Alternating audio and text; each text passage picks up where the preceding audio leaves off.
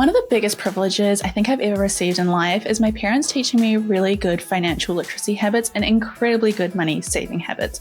And so if I was to ever have children, this is exactly what I would want to teach them every single part of their childhood so that they can grow up to be very good with money, have really good habits, because I heard a saying that said after 3 generations, money is usually lost. Which makes sense, right? The generation that works hard to make the money understands the value of it. The second generation has some idea. And by the third, you're probably going to have a group of young adults that don't really understand where the money came from or how it was made and just see it as something that they can spend and eventually lose away. And I am not working this hard for my grandkids to throw everything away on some frivolous, like Web 7 crypto NFT idea. So this is exactly what I do. Hope you enjoy the episode and please let me know what you think. So this is exactly what I'll do. And let's start with children once they are aged 0 to 5, because it is really not too early to get started. I would even argue that children can hear you when they are in your belly. So you might as well start, just playing a couple of like Warren Buffett shareholder meeting recordings just so they can start to ease into it. I kid. But children between the ages of 0 to 5, when I was growing up, I recall my parents really involving this idea of delayed gratification into our childhood. And it never felt great at the time because why would you delay me of enjoying life? Why would you not let me just have nice things now? But I remember I would go to the warehouse, which is like our equivalent of Walmart or Kmart, and I loved Barbie dolls. I absolutely love Barbies. And anytime we would go there, I would like pick one out and be like, I want this. My parents would always say, yeah, sure, on your birthday. Yeah, sure, on your birthday. And for some reason, I accepted that. And they would just allow me to go, okay, sure, you want this. They never said, no, you can't have it. No, it's not for you. They just said, yeah, sure, later. And it taught me this idea of I can hold off now and I'll still get the treat later on. It's a little bit like that study that was done that looked at delayed gratification in young children, and they would put a marshmallow in front of a child and then say, hey, if you eat the marshmallow now, you don't get anything extra. But if you leave the marshmallow, when I come back, if the marshmallow is still there, I'll give you a second marshmallow. And the children that left the marshmallow and were like, patience, just waiting, like Stormy, Kylie Jenner's daughter, so cute, passed that test with flying colors. You find that those children end up doing quite well in life. Not to say it's like an equal relationship. Like it's not like if you don't eat a marshmallow, you will, get into like an Ivy League college. It's not that direct. But the idea is that children that have delayed gratification end up doing better in life because a lot of the best things in life end up needing to have some level of delayed gratification.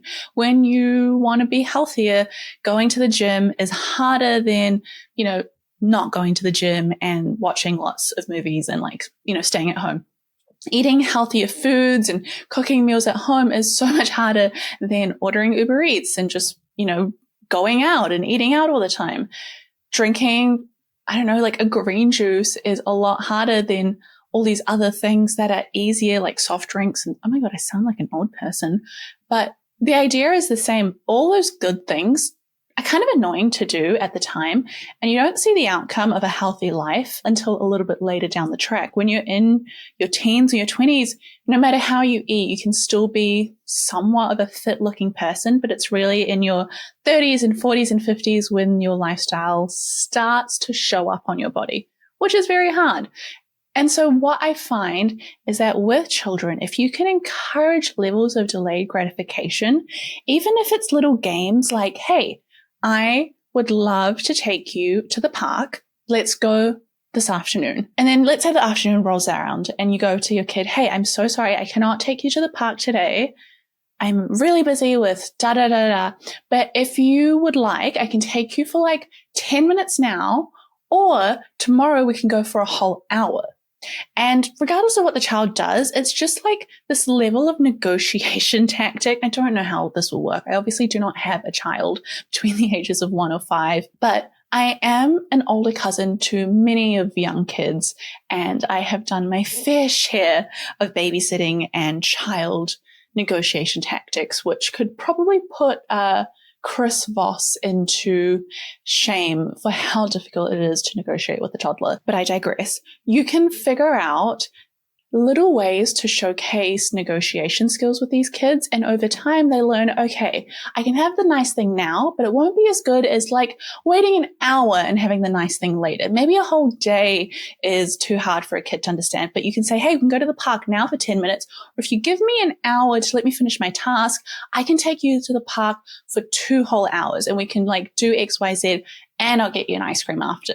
And so you're kind of teaching them if they can take a little bit of pain now, there is a bigger reward down the track. And that, feels pretty good. Then when you have children that are between 5 to 13, I think that is not too early to start talking to them about investing. And you can talk about investing in a way that is really, really simple. You say, hey, you like to buy things, right? You have an interest in ponies or cars or tennis or whatever it is, trains. And mum and dad go out and we buy these toys. And did you know that there is this toy company that makes more money every time a parent buys their kids toys? So what we can do is we can put some money into the toy company. And then once all of your friends are buying toys and their parents are buying them toys, hopefully the value of your shares goes up. And if it does well, you can buy more toys with the money that you've made. And as long as that doesn't sound too Inception-like, kids can pretty quickly figure out this idea of, okay, I can put my money into owning a little bit of a company. And if that company does well, my money goes up in value and I can use that money to buy more things. It is like pocket money, but I'm putting it away and it can grow. And a really great way to get children involved in this is to, at this point, set up just a small online children's investing account. There are so many platforms that do this. They're in Australia, they're in America, they're in New Zealand, but you can create a children's custodian account where you, as the parent or guardian, are the person in charge of the account. It's not like your kid, at age 12 can like log in and take that money out. And what you can do is you can sit down with them and say, hey, I'm going to put $100 into this account. And I want you to pick 5 companies and we're just going to put some money into those 5 companies. And we're going to put some money into an S&P 500 fund. And what we're going to do is whatever you like, whatever interest that child has, you can put money into those companies. And you and I both know that is probably not going to do very well, but it teaches them about the idea of ownership and leverage and equity. And so kids might be interested in Crocs, or they might be interested in I don't know, is My Little Pony still, relevant culturally? I am not sure. But there's a couple of different things. If they like watching Disney movies or Disney Plus, that's another thing. If they watch lots of YouTube, you can buy shares of Alphabet, which owns YouTube. And so it's all these little ways of putting it together. And then also investing in a fund and saying, let's also invest in the fund just so we can see if your individual shares do as well or just as good or poor than the average, because it is a benchmark. And then you can have these conversations where every week, especially if you have multiple kids, you can get them to invest in different things and create a level of competition amongst themselves, whose shares are doing better this week. Even if you just do it with your child and you've got a leadership board and you're just seeing how things go. By getting them to learn early, there's a really good chance that they absolutely do not care at all, but they don't have to necessarily care. They just have to be in a place where they understand, hey, there's this website that my mum or my dad used to take me to, and I could buy shares of things I was interested in. And sometimes that would grow into more money, and mum and dad would let me pull it out and I could buy something nice for myself. And so building that as young as 5 to as old as 12 is actually not too early to get started. I once had a 12-year-old come up to me at a restaurant and she was like, hi, my name is da-da-da. I read your book and I loved it and I've started investing. I have to be honest, I definitely teared up once she left, but it just taught me if a 12-year-old can read my book and understand how to invest, these young kids, they know what's going on. They are much smarter than we give them credit for. Another really important lesson to teach children between that age is understanding the value of a dollar. It is very easy to look at money as this thing that you become entitled to, something that just genuinely feels like it grows from trees, or something that just appears in their account, or they can go and spend mum and dad's card and just kind of like live life. And they don't really understand where that money comes from. It is so much easier to be better with your money when you understand how much you have to work to spend $20. And so if you have some level of chores or charts, or like, hey, if you clean out the garden and it takes you 2 hours, like I'll give you $10 an hour for it. Or if you go and like do this, I'll give you a little bit of money for it. And then when that child has spent an hour doing something difficult, like an hour going through their entire wardrobe and clearing everything out, and they get $10 for it, suddenly when they go to a shop and something is $50, they go, oh my God, that would be like 5 hours of mowing the lawn. That is a lot of mowing the lawn. Is that worth it? And so when I was younger, not at that age, but around like 18, 19, when I was making $15 an hour at my job at a petrol station, it started to help me understand, like, if I wanted to go out for dinner and it was a $30 dinner, I'm like, that is 2 hours of work.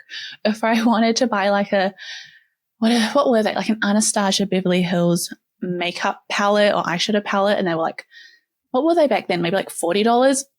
I'd be like, okay, that's like quite a few hours of like running around at the petrol station. Like, is that worth it? And it just would give me a bit of a pause. And then we moved to the 13 to 18-year-old mark. And I would say this is the time where you usually lose them in terms of your children listening to you or caring about what you have to say. And they often feel like they know a lot more than you. So it's very unlikely that they're going to listen in this area. And kind of throughout the years before this as well, children learn not from what you tell them to do, but they learn by watching you.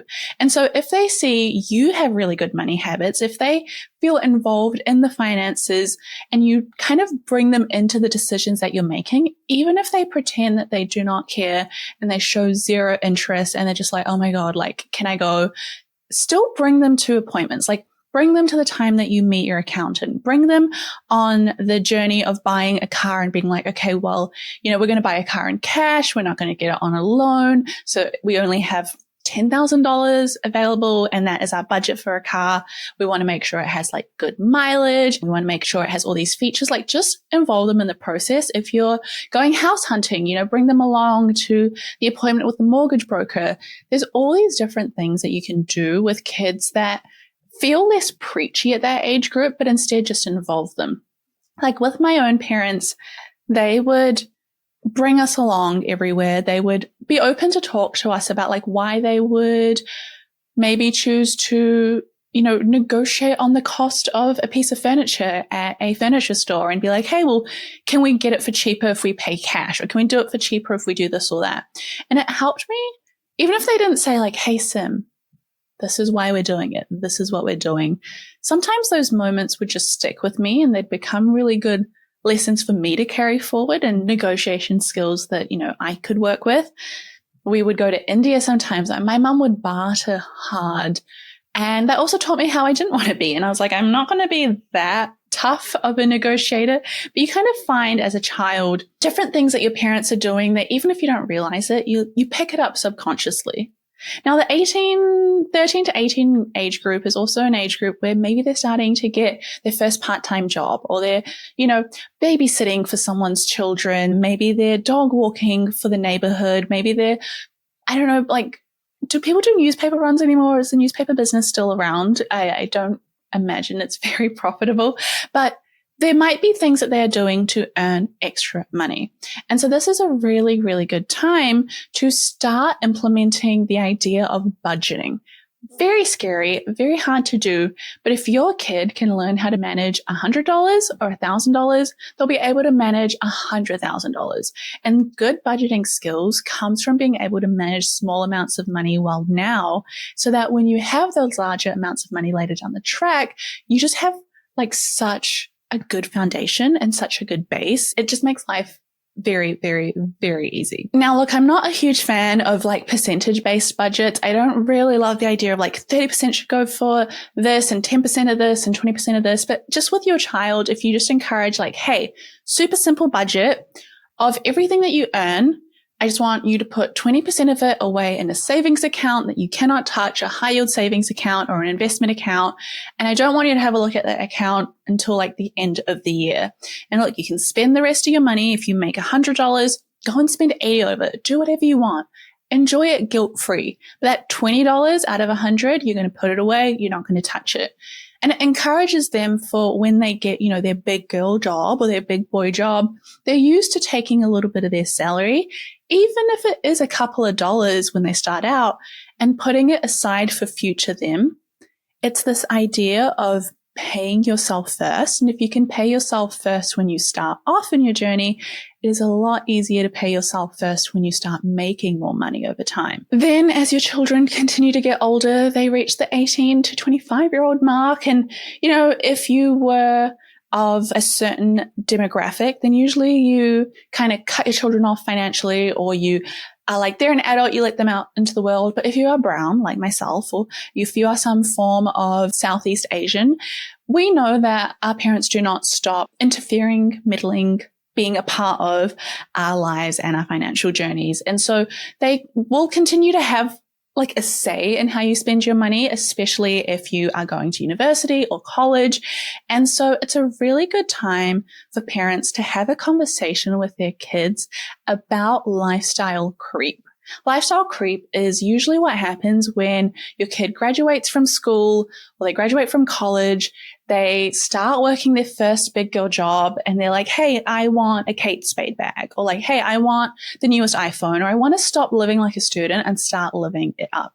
One of the best pieces of advice I got given, which is not from a parent, but from a lecturer that I heard, they were a lecturer for dental students. And they said, live like a student, even when you graduate. When you graduate, you want to probably buy like a nice BMW and a nice car and like live a much nicer life because you feel like you've earned it and you feel like you've worked really, really hard. And you have worked really, really hard, but continue to live like a student. Do not try to keep up with the Joneses, and don't let lifestyle creep make its way into your life, because it is very easy to go, well, I work now, I should spend more money here, or I should buy fancier clothes, or I should buy nicer things. Like, to some degree, yes, treat yourself, do it from that small, bit of money that you've kept aside for fun. But remember that keeping up with the Joneses and worrying about what everyone's doing on social media and trying to keep up to a lifestyle that even like influencers cannot keep up with is such a recipe for disaster. And so it's really important at this stage to just drill into them this idea that if you spend less than you earn and you invest the difference, you're going to be okay. You're not going to get everything that you want overnight. And again, that delayed gratification comes in. But spend less than you earn, invest the difference, and you're going to have kids that are set up for life. And no matter what happens, having these good financial skills is just going to take them through. And the part that I really love, the part that makes me happy, is they're probably also going to help their friends around them. Because I really believe in this idea that if you educate a woman, you educate a village. And they're going to be that friend that's like, hey girl, you need a hand with a budget. Like, let's do it together. Oh my God, you need to learn how to invest. Let me walk you through what I do. And you want your child to be that kind of friend, because what could be more beautiful than someone helping someone else get better with their money? And so with that, I'd love to leave you with just a small ask. If you can please, please, please subscribe to our YouTube, leave a comment, leave a bit of feedback. Let me know what I can do, what else you want me to talk about. I absolutely love catching up with you every single week. And with that, I'll see you next week.